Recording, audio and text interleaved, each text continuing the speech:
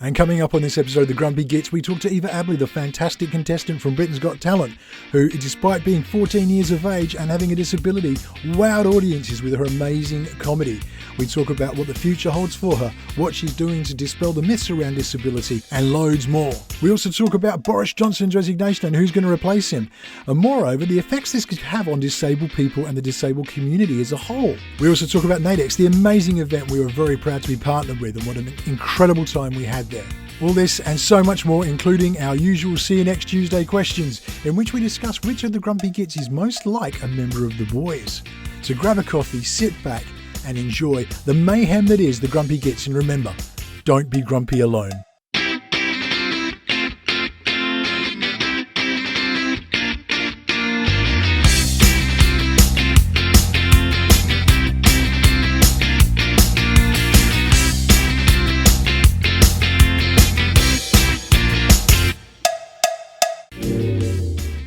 The Grumpy Gits are proudly partnered with Naidex, Europe's largest disability conference. Hello and welcome to another episode of the Grumpy Gits New York edition post Naidex. My name is Adam Pearson, a man whose autograph no one wants apparently, livid, fucking livid, but we'll all move on. As always, I am not alone. I am joined by apparently three way more popular people than me. Chris Lee Smith, got nothing smart to say, because like I said, livid. How are you doing, good sir? I'm good. It's hot. It's really hot. And I was stupid enough to play tennis today, so I'm hanging. But yeah, I was surprised at Naidex that you got the least amount of votes. I'm not sure I explained it right for you to get the votes. I think people were voting against because you made the big fuss about your birthday. If the audience had a pen and pad under their chairs and could only pick two Grumpy Gits to get autographs from, who would they be? So we're going to go to the audience. Okay. I don't like it when you go to the audience and it worries me a wee bit. They've all got nice faces, but I think, do you know what I mean? It's like a duck. Do you know what I mean? On the surface, it all looks nice, but below there's evil. So the audience are going to have 2 votes each, and the one with the least amount of votes has to do this segment next year topless. Fuck off! Backfire on me spectacularly. But vote for Chris. But just bear in mind, it's my birthday today, okay? So no, it's not. No, it's absolutely not. Full of shit. Yeah. I'm 29. Yeah. And then everyone voted for you, and it was like, nah. You played the birthday card. He played the birthday card. How old are you? 12? The funniest 29. part was Jeff didn't realise it was a joke and insisted the whole crowd sing happy birthday to him. And at the end, it was just Jeff singing. Who wants a happy birthday for him? Yeah, it was. No. Give me a show of hands. We all sing him happy birthday. No. Happy birthday to you. Happy birthday to you. You're not Marilyn Monroe, are you? That's for sure. It was so cringeworthy. It was very cringeworthy, and Chris lied to the live audience. As someone who's no stranger to being wished happy birthday when it's not his birthday, I completely and utterly feel your pain. We are also joined by a man who statistically has the same chance of being the new Conservative leader as Nadine Dorries and Priti Patel. Dr. Casburn, how are you, good sir? I'm very well. I'm liking the heat. Maybe not at night, not when the kids are up, but I'm enjoying the heat. So I don't sympathise. Everyone moans about how fucking cold it is here, and the second it's warm, everyone moans about that. It drives me nuts. We can't please anyone, can we? Because I did Australia 3 years ago in January, which is like the back end of your winter, and it's still 17 degrees, and they all have like massive coats on and they're going, it's so cold. I'm there like t-shirt, jeans, like sunnies on, being like, no wonder we own you bunch of pussies. This is great. This is our summer. I don't get it, but hey, I'm enjoying it. It's nice. I liked it. It's pleasant. I'm loving the heat too, and it's good to be back. I've really missed all 3 of you.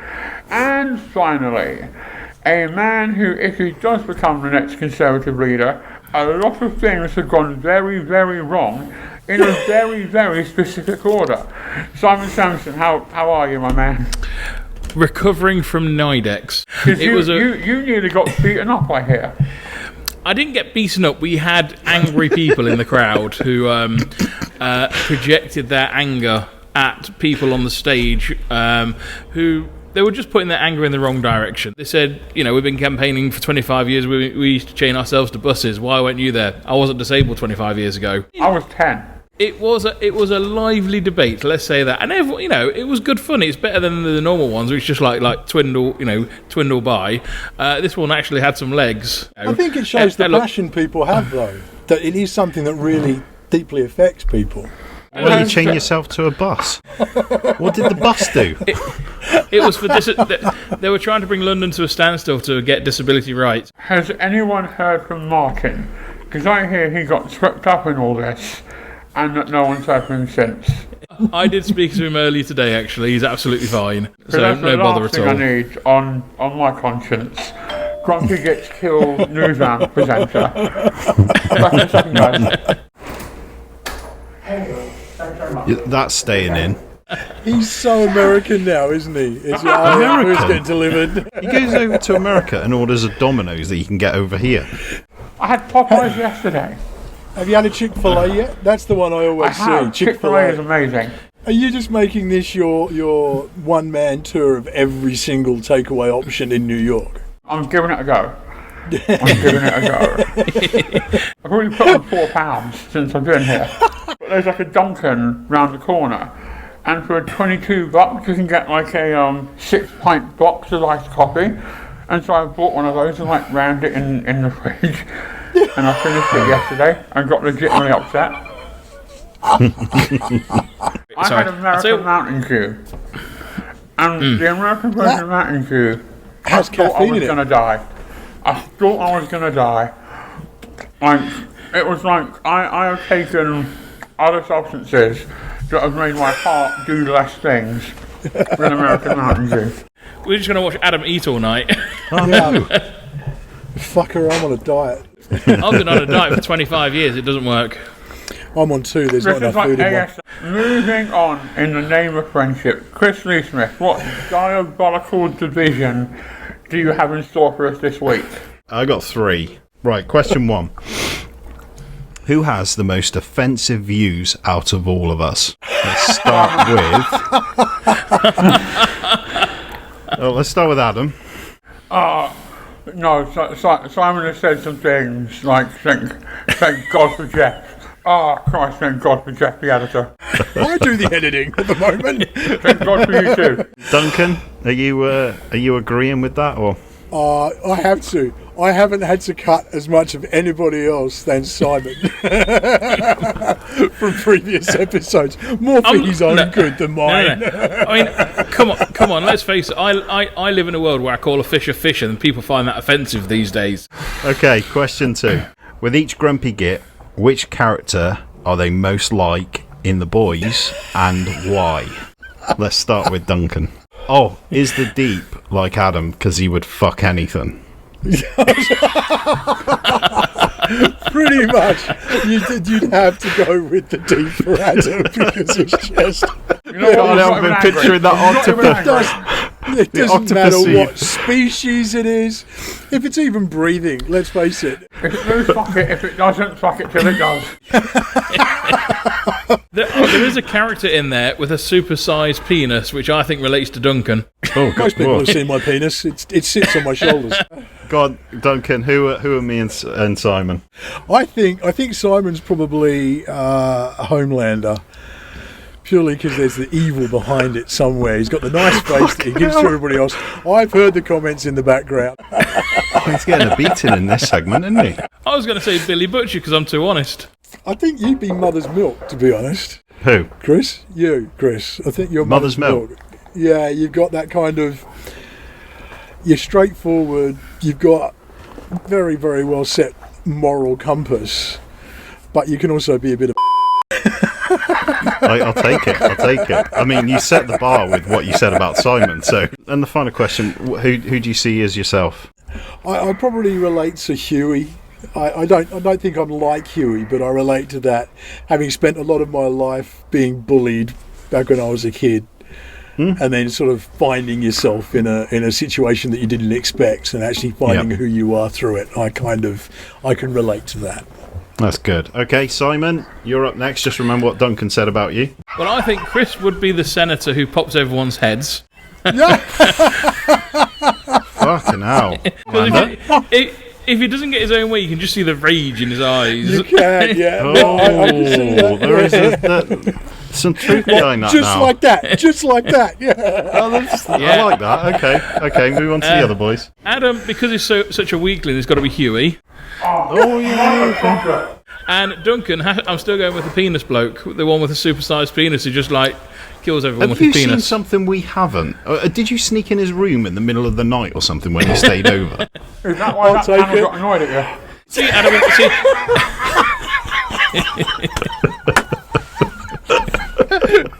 As long as I'm not the guy who shrinks and crawls up the urethra, that was just... Oh, that's saved out. Okay, let's move on to Adam. Which one of the... Oh, sorry, no, I didn't ask who you are either, Simon. Who do you see yourself as? Billy Butcher, of course. Why not? Because he's a or... Pretty much. Okay, right, let's go over to Adam. Adam, same question. I think Simon is absolutely Billy Butcher. Just classic. And why do you say that? Foot in mouth. Just classic foot in mouth syndrome. But also, if he wasn't there, you'd notice, but not for a while. Oh, he's come back fighting. Oh, God. Like 3 episodes to go, where's Billy? I think Chris is either Highlander or Popclaw. Do you mean Highlander? Homelander. Sorry. Highlander is the Highlander, one. very Highlander. different film. And I'm going to, just to make this fun in the edit, Duncan's Black Noir. No reason other than this will be fun in the edit. Okay. Who do you choose for yourself? All of them. I'm like all of them amalgamated together. That's like a it, pathetic Huey. answer. I'm just a pure slot machine. It's the boys is funny, but not hilarious until Herogasm. And just that scene where he's complaining about something on his shoulder and he opens the doors. I lost it. That was the funniest thing I've ever seen. I tell you what, I was watching the episode where the tiny man crawls up the penis The first and one. explodes, and I was watching it when we had Mouse Man here this week, blokes checking out the mice in the loft, and he goes, "Oh my God, I had to stop watching it after that episode because I haven't been able to have sex for a week." That's awful. What is he doing in the bedroom that's warranted that kind of fear? I want your answers, Chris. So, I would go the deep with Adam, because I think he'd fuck a loaf of bread if it was stuck in a cage with him. He's more likely to fuck it than eat it, and he'd die of starvation. For Duncan, I would go Frenchie, I think. Quite loyal. Yeah, loyal. Can be nasty when it needs to be, but otherwise quite nice. And Simon, I think you would be A-Train. Fuck off. No, I can't do. run. I do. That's like Most- the ultimate insult, really, isn't it? You also can't fly, so I'm not going to say fucking Homelander, am I? So let's move on to question 3. Who is the most likely and least likely to do something ridiculously stupid out of all of us? Let's start with Simon. Well, of course it's going to be me, isn't it? Let's face What, it. least likely or most likely? Because you've just Most done likely. it now. I'm an idiot. Oh, okay. I thought you were a certified genius. Well, yeah, that too, but I'm also a stupid arse as well. You know, I don't listen to my body. I want to do things. I'm a 20-year-old in a 60-year-old body. So of course my mind says, Simon, this could be fun, and my body's going, no, run away. And then I do it anyway, and I'm in hospital for a week. So you know, of course I'm going to do it. What you're hearing now is the sound of no one arguing.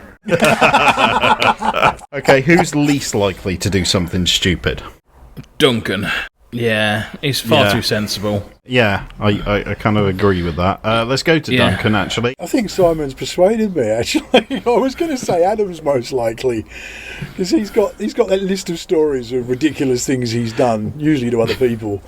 Yeah. You know, of the four of us, Adam's the one I'd be least likely to find that somebody had stabbed him on the basis of being really pissed off. Probably a boyfriend, something along those lines. But I think Simon's convinced me with that argument. So I go, I don't know, I think you're probably the least likely to do something really stupid. It's you or me. I think we're on a par with it. I think we're both quite sensible thinkers. Yeah, sure. The last time I did something stupid, I can't remember. My life's too dull to do something stupid, to be honest. I'm not allowed anymore. You can't. Once you've got kids, you suddenly have to be a very sensible human being. You do have to remember that Adam gets paid a lot of money and he's got a vindictive streak. I don't know what you mean. I remember in a previous episode where you sent someone a film in the post for a year, which they didn't like. Okay, same question to you, Adam. I think it goes Simon, me, you, Duncan. Yeah, I'd agree with that list. I like that. And that's the end of See You Next Tuesday. If you're anything like me, you're a huge fan of a good old Saturday night bit of entertainment. And our next guest was on a Saturday night entertainment show and by all accounts did rather well for herself. Is that not right, Duncan Casburn? We got to speak to Eva Abley, who was, of course, a finalist on Britain's Got Talent. And she is an amazing human being and was just an absolute inspiration. I know that word gets used a lot, inspirational or whatever, but it was just a treat talking to her and finding out the things she's doing. And she's really looking to make a difference in educating people about what it's like living day to day with disability. So Jeff and I got to sit down with Eva and here we are. Those of you who don't know, anyone who watched Britain's Got Talent this year, the usual kind of stuff went on, the usual tropes, the usual Simon and David type stuff that all went on, and it was the usual kind of thing. But during one of the audition sessions, a young lady came onto the stage. At that point, she was 14 years old, hit the stage, said, I have cerebral palsy, and I'm going to do some stand-up comedy, and went on to blow them away and made it all the way to the final. Hi, everybody. My name is Eva. Now, before I start, I would like to apologise if you can't understand me. I got a disability called cerebral palsy, and I'm from a black country. And we are lucky enough that she and her family have agreed that she can come on the show this week. So, Eva, how are you? Hi, I'm good, thank you. How are you? Not too bad. I really want to know what got you into comedy specifically. So we went to a holiday called Harkham House, and it's a recuperation for firefighters.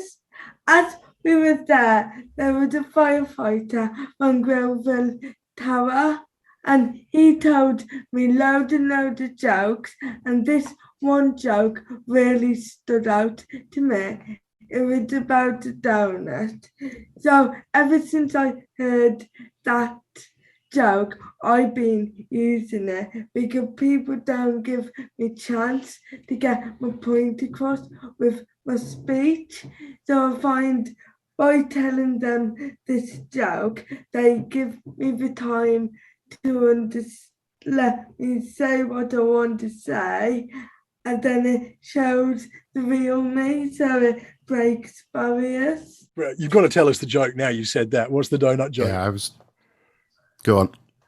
So we went on another holiday, and there was a magician, and he said who had a what. So it just been my birthday, and I had a new Apple Watch. So I gave him a watch. He put it in a bag and smashed it up into millions of pieces. Then I was like, where's my watch? But anyway, the show went on and on and on, and it nearly came to the end of the show. And I said to him, I still haven't got my watch.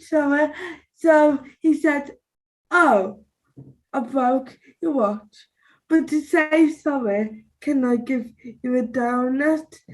I mean, I love my food. So of course I said yes to this donut. But then I was still arguing with him because I still wanted my watch. Then he was like, calm down. Just take a bite off the donut. As I bit into this donut, you never guess what was in it. I'm guessing an Apple Watch. No, John, you idiots.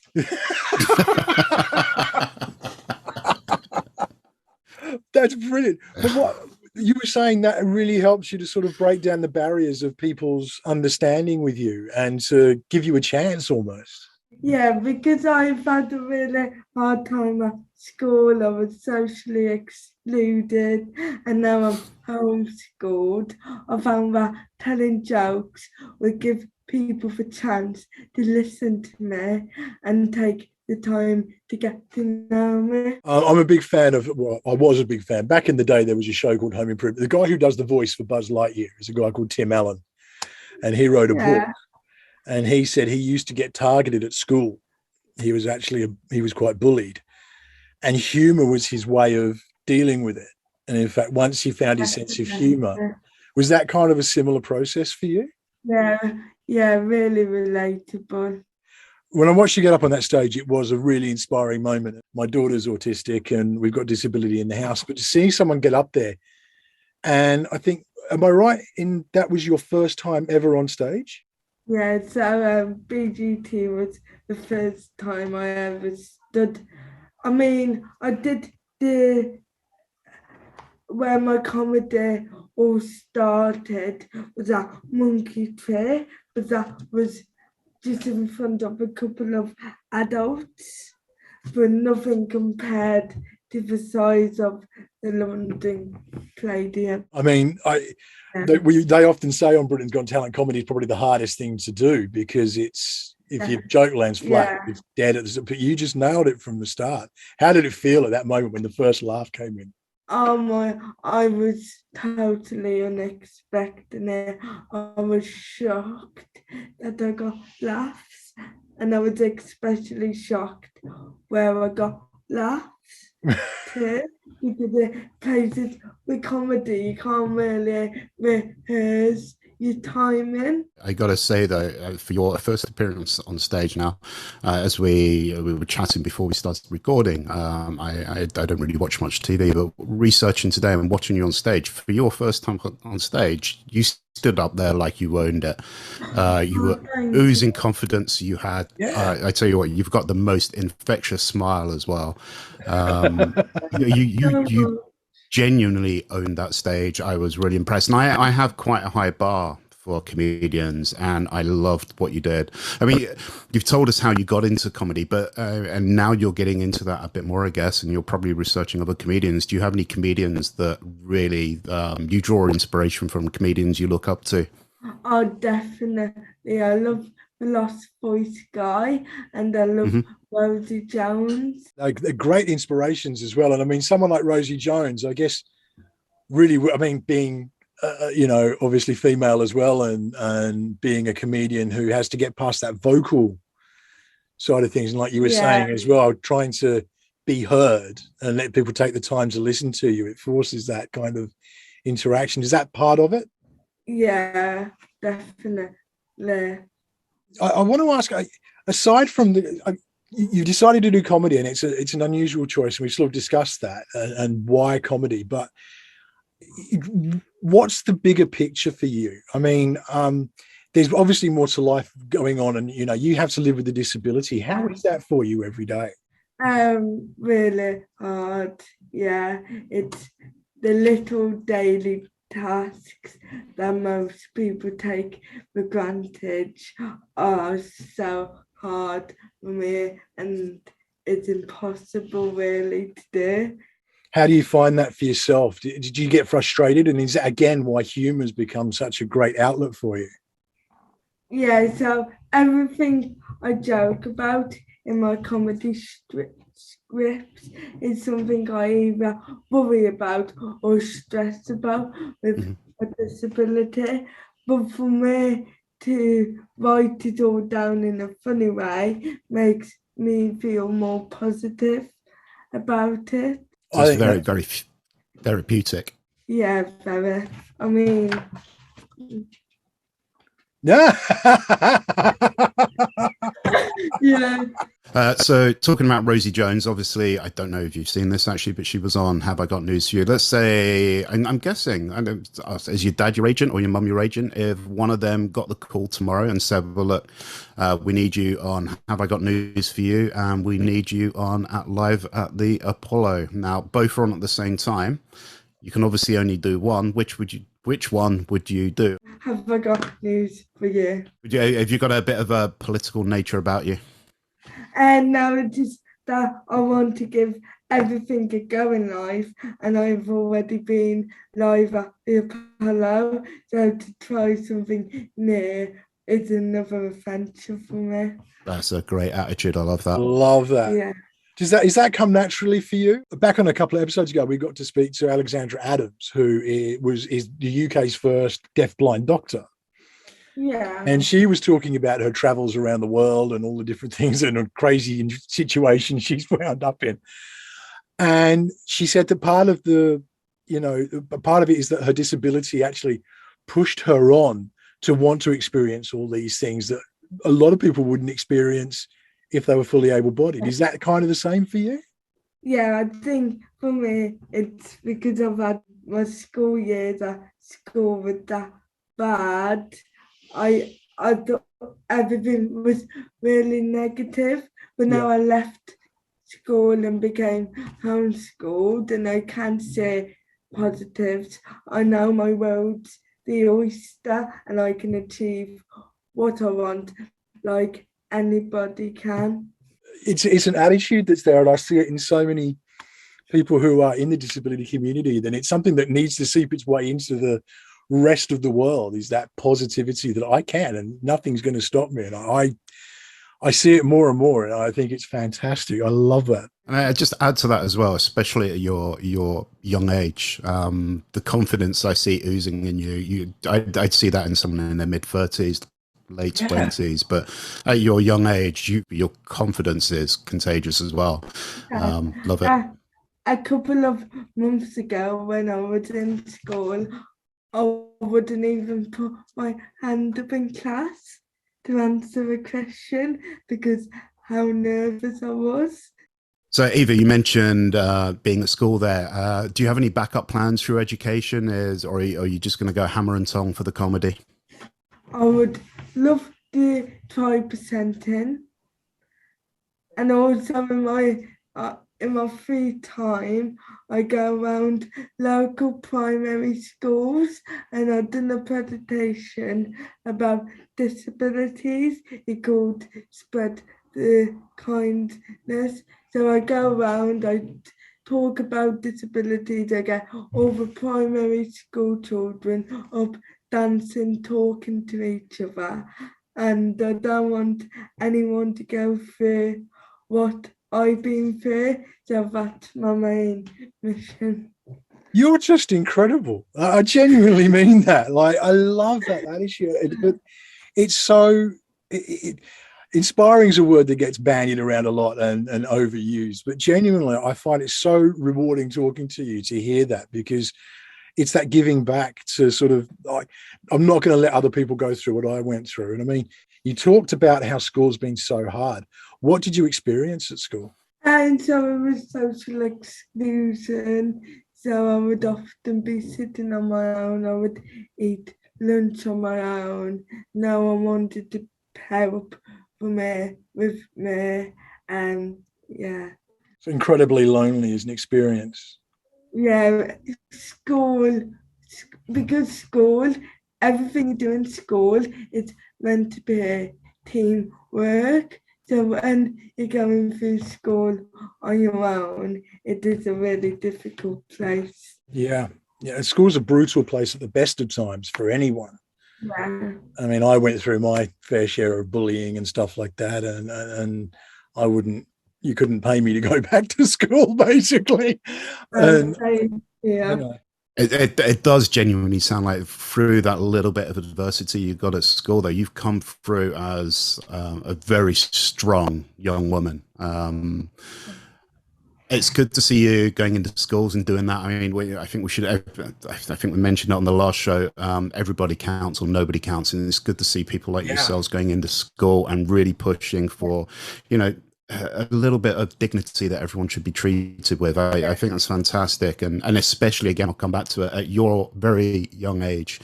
I am really impressed. Your folks must be so proud of you.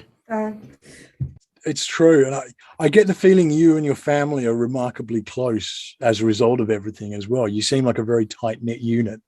Yeah, so me and my family, I got my mum, my dad, 3 brothers and a dog, and we were all very close.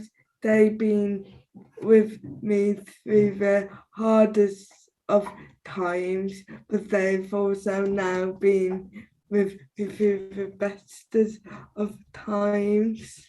It's amazing, and I love that. I mean, obviously, I took offence at the ball jokes that you did. People always feel sorry for me when I tell them about my disability, but they're like, well, my mum's ginger, my dad's bald, so I'm the lucky one.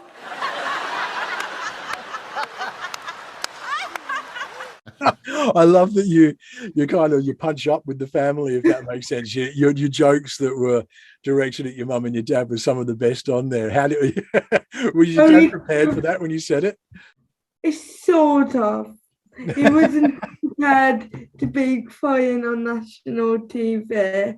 But then I think if you go and do something like BDT, you got to do it in style and take the pictures of anyone you can. You only get one shot of it. You definitely gave Simon a proper dig in the neck. I have to have 15 mil of Botox injected into my muscles for my disability. I get mine for free.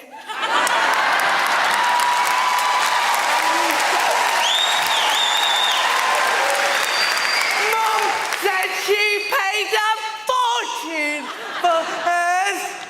Isn't that right, Simon?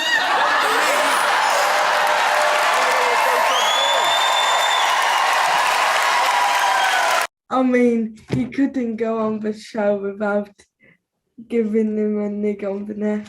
Yeah. I love that you set him up on the last one as well.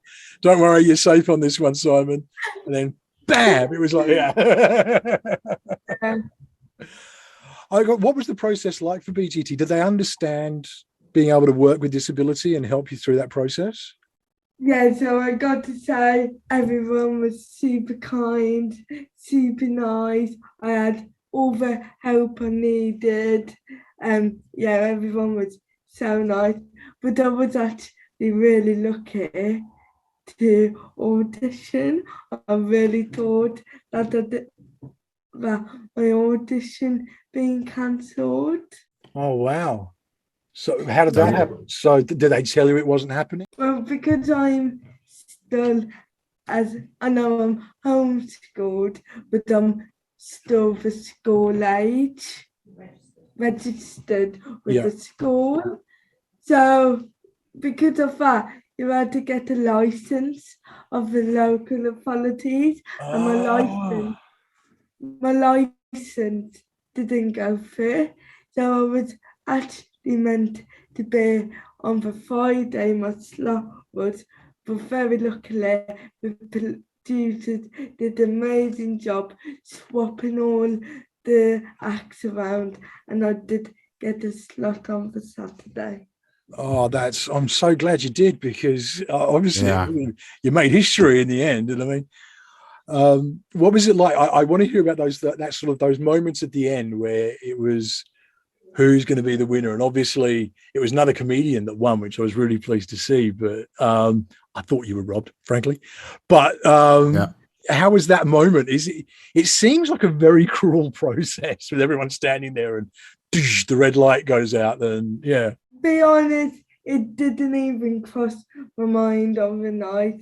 For me, all I wanted to do is go on the show and prove to myself and everyone around me that I have came out my shell and I can do stuff with my disability. I gone from hating my disability to finding positives out of it. So to me, that meant everything. Yeah. You're hitting me right here with that. So my daughter's going through very similar at the moment, and hating her disability or her condition, if you like. And I want her to move past that. Hearing that really, I'm going to need a moment, I think, in a second. And I got to admit, I did get my winning prize. I love mayonnaise, and the producers picked up that I loved mayonnaise, and they found it hilarious because I have mayo on curry, Chinese. I saw the photo of your Instagram on Instagram of your mayonnaise with the gift card, or the card with it. Yeah, so they did give me the winning prize of my own tub of mayonnaise. You and my wife sound like you're very similar. She layers it on everything. She'd have it on ice cream if she could, I swear. What's next for you, Eva? Well, you've kind of taken the country by storm. You've managed to break out of your shell and show a side to you that obviously very few people outside of your family knew. What's next? You're doing the school tours. Yeah, what's next? So I'm keeping up with the school tours. My most important thing that's coming up is I'm starting to plan a comedy charity event for Birmingham's Children's Hospital. That's fantastic. So what's the comedy show? What's it going to be shaped like? What are you looking to do with that? So I'm hoping to have a nice event, so everyone's sitting down, meals, and then there will be other acts and things. So like I'm hoping to do an auction, have a few singers, a band, another act maybe, and just fill it with loads and trying, because I've had a lot of support with Birmingham Children's Hospital with being disabled, so it is my thank you to them, and they've been amazing through my BGT adventure. I'm going to put it out there. I think TED Talks, anybody who's out there who's running TED Talks, wants someone inspiring to come on and do something, get in touch with Eva, because absolutely fantastic stuff. Oh, thank you. Performing at Landrin God Carnival. Oh, wow. Yeah, so I'm super excited with that. I'm going to my old special school called Red Boots. They're doing an event and I'm getting on stage again.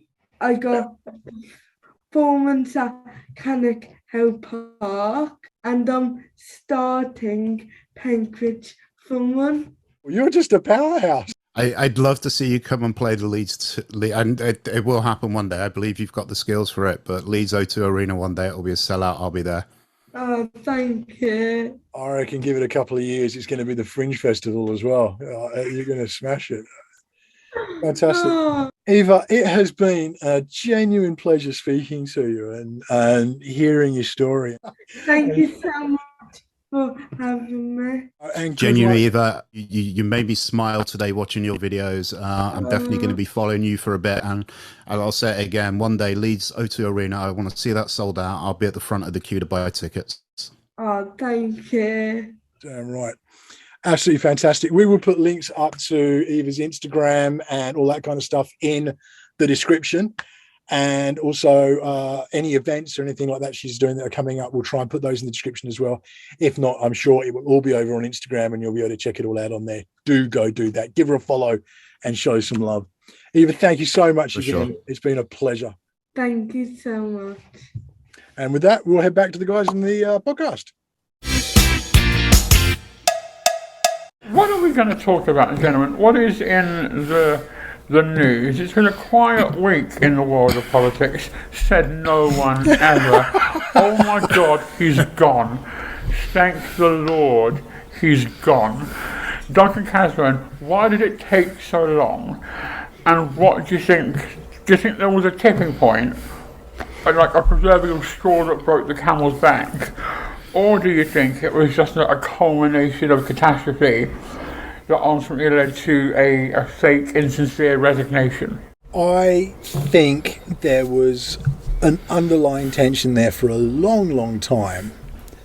But everybody, there's this weird sort of, you can't speak out against it because that's speaking against the party. And that's what they kept playing this line of. But once someone of prominence resigned and put that letter forward, that was almost it removed the taboo, and suddenly everyone followed. And from that, you had this. But I'm actually disappointed he's gone. I wanted him in. He would have lost the next election, and we'd have a new government, and we'd have a fresh start. Simon, do you think the idea of a new government is inevitable? Anyway, is there just too much damage to come back from? The damage has been done. I mean, let's face it. Give his dues to Boris Johnson. He had the pandemic to deal with, which no other Prime Minister's ever dealt with before. I mean, did he handle it badly? Absolutely. The vaccination had nothing to do with him. 180,000 people died. And then you've got the Brexit agreement, which doesn't exist anymore because of the Good Friday Agreement in Ireland. Tory party members, senior Tory party members, can't keep their hands in the pocket, and they got the most fines of anyone in the country for having parties at Downing Street and other departments. How wrong can you get it being Prime Minister? I think it needs a complete overhaul. I think the Tories have been in power for a very long time now, and when you look at Rishi Sunak and the other candidates to stand, they go, we want to build the economy. Well, you've been in power for the past 15 years. Why haven't you rebuilt the economy? Chris, to throw to you. Where is all this sudden outpouring of, I suppose, rage and disappointment, and even an undertone of surprise come from that Boris Johnson is how he is? Because he's got form. It's not like no one knew that he was a lying, cheating, swindling adulterer with a penchant for manipulating any given situation around him. Do you think this all these people resigning like Sajid Javid and Rishi Sunak on the basis of a moral principle, do you think it's just a virtue signalling damage limitation act? Or do you genuinely think Boris Johnson has hoodwinked a lot of educated people? I think what Boris has done is firstly he jumped on Trumpism. It was a case of he almost tried to get across that he wasn't a normal politician. He's one of the public. He's one of the guys. You know, he's got that past, and he tried to portray that everybody's got that past. So I'm the man to lead us forward. I would take on the elite. So that was the first fooling, and that's what brought down the red wall. That was the sole reason. People suddenly thought that I can relate to this politician, which they've never really had in the past. The Westminster bubble always used to be sort of posh Eton boys, and you know, you had Blair, and he's hardly a Midlander or someone from up north. So he appealed. In terms of the rest, I think it was a case of what he did was he shone a light on how corrupt the Tories are. I think he went too far. He basically opened the door to the press, to the public. Look, this is what we do, and I can get away with it. While your traditional Tories, they've been doing it for 12 years since they've been in power. They've taken it on the sly. So Boris has suddenly opened up this door and gone, this is what we do. And sometimes inadvertently. So I think that suddenly opened the doors, and traditional Tories really didn't like that light being shone on them, because I think the large majority, are on the take some way or form. They're either a shareholder or they're lobbying. They're taking from second and third jobs to benefit companies in Parliament with legislation. I really do think that he's tipped the Tory party on its head, which is, in my eyes, a really, really good thing. And I don't think the trust is going to be won back. In fact, it's these guys that turned on him literally a week before were sticking up for him on television, making an utter prat of themselves. And then all of a sudden it's kind of like, no, I don't believe in him anymore. Well, what were you doing on ITV? Sticking up for the indefensible. There's no coming back from this. I don't think there is. Do we, Duncan, see a culture where accountability can now return to politics? Because it has been absent for quite some time. Even day one of her new job, the Education Secretary, Andrea Jenkins, is flipping people off, walking into Downing Street, and then goes on this fake apology tour going, I'm only human. And it's like, no, you're the Education Secretary, and the burden of decency and respect is therefore higher on you. The burden that you carry is more because of the level of authority you have. And I think we've somehow managed to separate authority and accountability in a way that's, I think, very dangerous. Where do you stand? I think as a nation, I think as the world in general has forgotten that governments are actually accountable to the people. They work for us, not the other way around. And I think that what's happening at the moment is actually reminding people that actually we have the power. We are the voters. We are the people they are supposed to be serving the best interests of. And I think the reason Partygate was so influential in this is because it was like, no, hang on, we were all doing the right thing. And yet the people who were in charge were blatantly flaunting the rules, then lying about it, then lying about it again, then lying about it again, then getting charged, then going, oh, well, we made a mistake. We, same sort of line almost. We're human, where we did the wrong thing. Slapped with a £25 fine or whatever ridiculously low amount it was. And then all these things, it started coming out of the woodwork, and you've got this whole groping affair and all that kind of stuff, and you've got the fact that he lied about that, and the Tories in general, governments in general, are quite happy to go along with the lies until they're exposed. And so many have been exposed that I don't think anyone was left with any choice. So now they have to demonise someone or risk demonising the party. So they're demonising Boris Johnson, who's no worse, no better than the rest of them, in my opinion. This is what frustrates me greatly, is this like scapegoating and demonising and saying, oh, look over there. Like in the face of all of this, a new minister, Nia Licky, I think her name is, just brazenly on live broadcast news, just repeated the Angela Rayner allegation, being like, oh, Angela Rayner showed her pussy and laughed about it, or whatever the hell the accusation was. And it's like to hear another woman talking about another woman sort of like that in the name of fair play politics and progress. Even now on Twitter, even though Durham police have concluded their investigation and Keir Starmer's not getting fined, they're like, oh, what about Keir and Angela? What's going to happen to them? Well, nothing. Read the news. It's like when you were younger and your teacher went, I hear you're a bully, and you went, I'm not a bully, Mara Hindley's a bully. It's just like, when it's all this ridiculous playground politics. This whole thing's reflected in the race to become the next Prime Minister, because all these documents are being leaked and it's this dirty game just to get the job. It's a blame game. It's eating itself from the inside. It's like, the other thing that they're doing as well is what we need to remember, because it's 100,000 members who are making the decision for the next PM. They are campaigning for what they think they want, not what the general public want.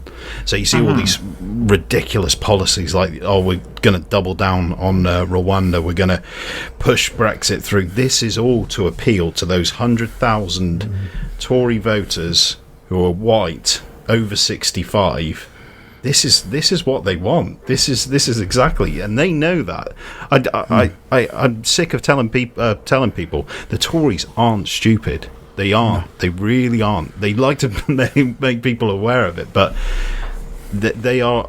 They've got that 100,000, and they know exactly what they want.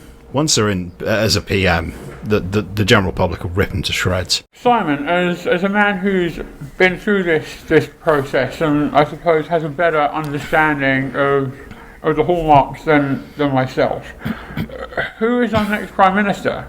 Oh, Rishi Sunak. Easily. He's going to walk it. I mean, we're talking about dirty politics. Someone leaked a video that he did an interview 20 years ago saying that I've got no working class friends. 20 years ago, he wasn't the man he was today. Neither was I. I mean, this is how dirty it's going to get, and it's going to get worse. How you win elections is, what the problem is and who's to blame for it. That's how you win elections. It's not through honesty, not through hard work, by blaming people for it.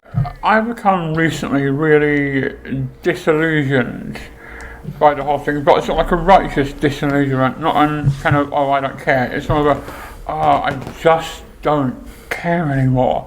And there's this little devil in me. They're just like, oh, fuck it, just give it to Nadine.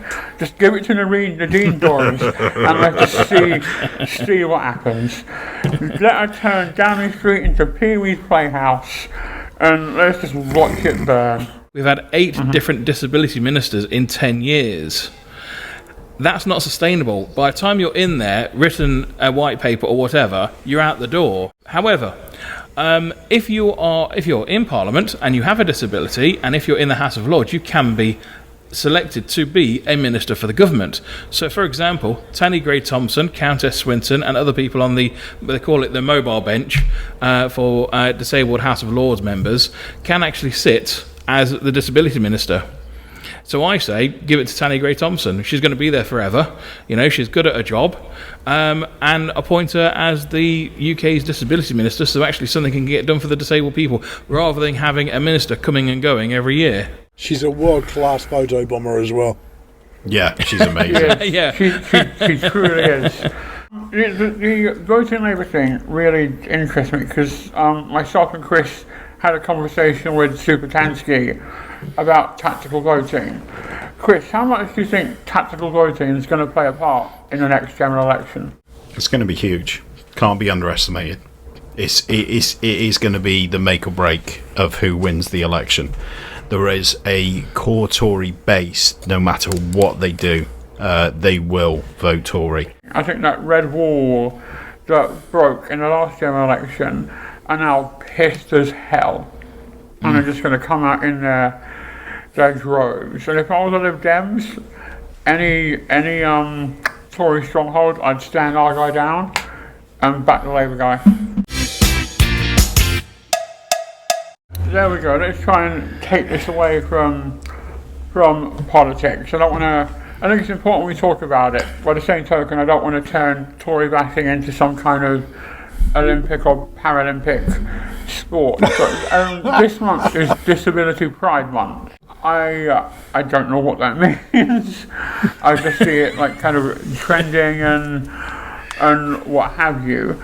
So I think it's important. What is Disability Month to you guys? What does it mean?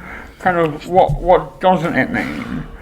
And how can we, as either people who are disabled or disabled adjacent, use it to make the world a fairer place, or want a better terminology? And I know it sounds like a really kind of Disney question, but I think it's an important one. Duncan, let's start with you. I don't know. I struggle with these months and these days and stuff like that, and I see the importance. And you know what? If I wanted to say really what I thought Disability Month was, Naidex. Going there and seeing, because this year was amazing, and seeing the diversity of people there. And we got to judge the Pimp My Mobility segment at there, and people just really being proud of who they are. And owning their disabilities, owning their differences.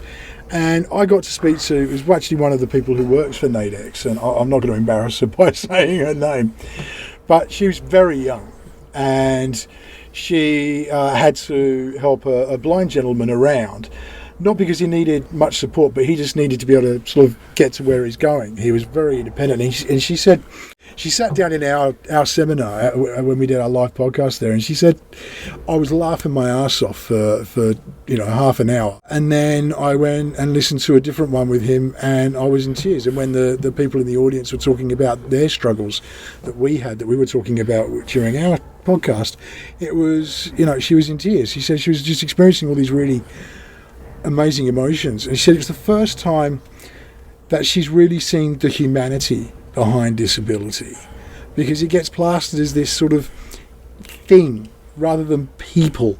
And I thought that was what Naidex did beautifully. So if I had to pin a tag on what Disability Month should be, it should be that. It should be recognising the humanity and the awesomeness behind the people who are behind disability and who are affected by disability. I could not agree more. I've always said that society loves disabled stories, but they're not so keen on disabled people. How, Chris, can we make that dynamic shift and put that human spotlight on disability without it becoming an exercise in soapbox and shouting? It has to start with education, and it has to be mandatory. This is an age-old thing that I've said for, I think, since I've known Duncan, that it has to start with education in schools. I think once people are aware and they know what various disabilities entail, they're less likely to be shocked or fear the unknown. And I think that's where a lot of prejudice comes from, is the fact that they're kind of shocked by it, that they're more likely to crack a joke at someone that can't help it.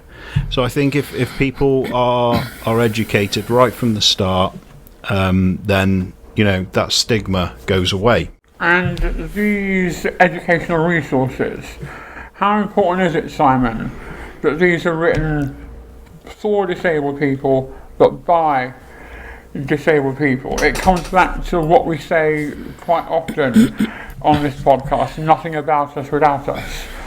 So how crucial is it that disabled voices are heard in this entire education process? For me, this is a difficult one, because there's a difference between experience and educated. Like the disability minister can talk to people. She can get the experience of what it's like to be in a wheelchair by someone explaining it to them. You could explain what it's like to be deaf. You could what it's like to have sight vision issues, or whatever disabilities you might have. But until you actually do it, you've got no concept whatsoever. And all about these days about autism days and pride wheelchairs, I don't care about them. I'm sorry, I don't. It doesn't mean anything at the end of the day. Every day is a disability day, every day is an autism day, every day is a multiple sclerosis day, facial disfigurement day, whatever. We need to start off at the primary school level. When people go to school, they need to talk about people with disabilities, and it's not about trying to sort out the one person with autism, trying to mix him with everyone else and trying to teach them. It's how to teach others how to mix with that person who has got autism. It should be there every day in schools, talked about, educated about on the national curriculum. No, and people are going to hate the idea that one month a year we need to care about something, but the other 11, let's kick them. Let's go them to the ground and kick them. And the whole education experience thing is equally true. Those of you that follow me on Twitter notice I made an announcement earlier this week, and in preparation for that did a shitload of reading, read a lot of cookbooks. How much good did it do? That remains to be seen. Stop laughing, Simon. Stop laughing. I don't know why we're all laughing. I might have done great, you don't know. But how much good it did remains to be seen. Can I have our cookbooks back, please? You absolutely can. Your support this year was greatly appreciated. I'm going to send them back, but I'm going to write "fuck you" on every page before I get to. So, how's New York going for you? Because obviously you're not filming MasterChef, are you? No, I'm out doing a movie here in New York. It's going good. I've always liked New York. It's like super cosmopolitan. And like anyway, you get nice people, you get shit people, but I've been out making friends, hanging out in sports bars on like Mondays, Wednesdays, and Fridays, which are like wrestling nights in America, and it's going good. I'm missing home. Obviously, we all miss our kind of our creature comforts, and if it's like late at night, I'm like, oh, that's really funny. I'm going to text that to the guys. I can't because it's like 1 a.m. Anyway, let's bring this plane into land. Gentlemen, it's been a pleasure being back with you. I have missed you all greatly, and whilst I've got no doubt Martin did a fantastic job tuning in, there ain't no party like a Pearson party. Simon, if people want to find you online, where can they do so? Well, strangely enough, I've just launched a new global app called Snowball Community, which you can find on Android and Apple. So go and download the app. Otherwise, I'm on Ability Access. Fantastic. And Mr. Duncan Casman, where can the world find you on the old Tinterweb? Just Google PDA Dad UK, you'll find me. And Chris Lee Smith, where can people come and read your delectable, decadent diatribe? Just type in on Google and you'll find me as well. I'm sorry. That's the funniest thing you've ever said. Yeah, it's the real Grandad on Twitter. I don't deal with social media much, but I'm on Twitter quite a lot, so that's where you can find me. And you can find me on Twitter at Adam_Pearson and Adam_Pearson_TV on the Instagram. Follow us at Grumpy Git Show on all social media platforms to either chime in, talk to us, ask questions, keep abreast of everything that's going on in the old Grumpy Grotto. And from me, Adam Pearson, and from those three wonderful mammals, we'll see you all on the next one. Take care, and remember, don't be grumpy alone.